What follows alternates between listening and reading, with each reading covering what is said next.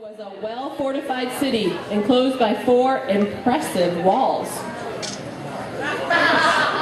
I mean, they're pretty impressive. The walls fit very well together, and they were strong and mighty, and they intended to protect the inhabitants behind them. The walls were also very intimidating. They would yell at people as they walked by.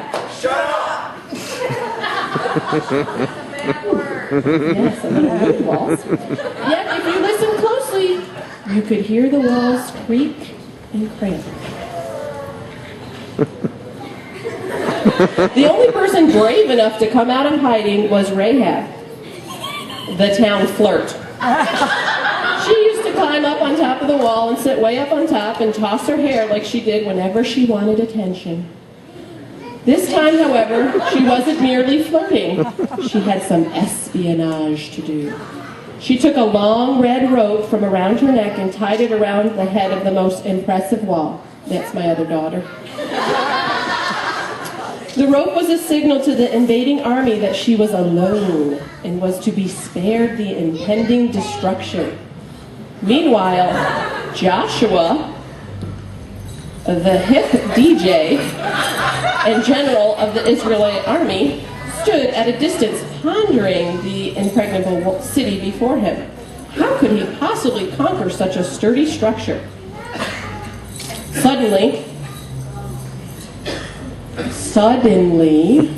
in a moment of enlightenment, Joshua got an idea. And the idea made him dance and leap for joy. Let's see this. Grabbing his squeeze bottle, he mustered his troops. They quickly snapped to attention, and like the old war dog he was, Joshua howled in their faces. Bark, bark, bark, bark, bark, bark, bark. Have I got an idea for you, he said. Have I got an idea for you, I said. The plan was simple. Joshua lined up his forces in a spiritual parade, kind of a soul train, that would topple the walls of Jericho.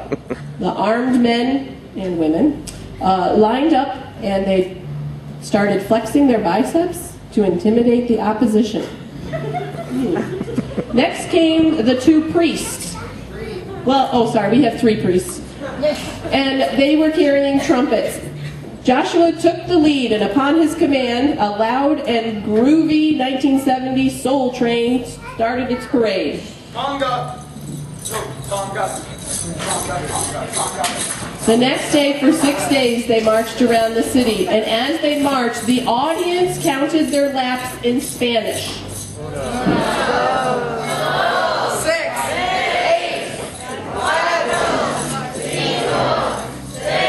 11, Okay, at the end of the march, the priests lifted their trumpets, licked their lips, and blew those trumpets.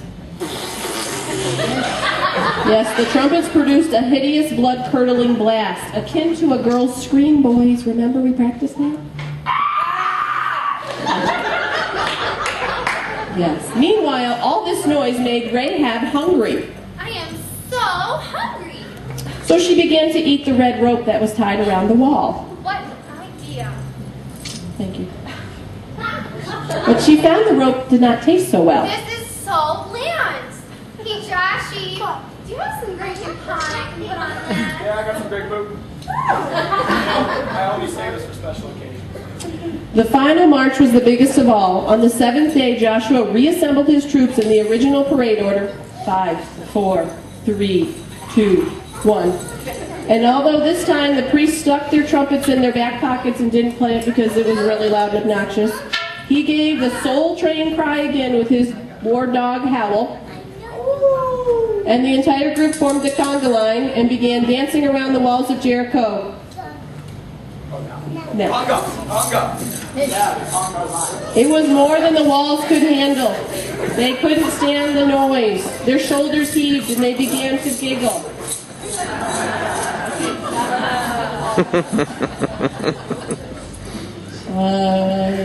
But as the walls shook, their foundations were loosened and the walls collapsed inward in a mighty crash. Oh yes, Rahab, very good. Awestruck, the 2 surveyed the utter destruction.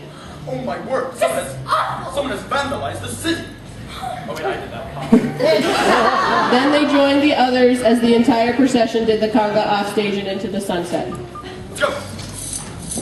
Conga, conga. Audience, you may participate in the conga. Conga, conga, conga, conga, conga.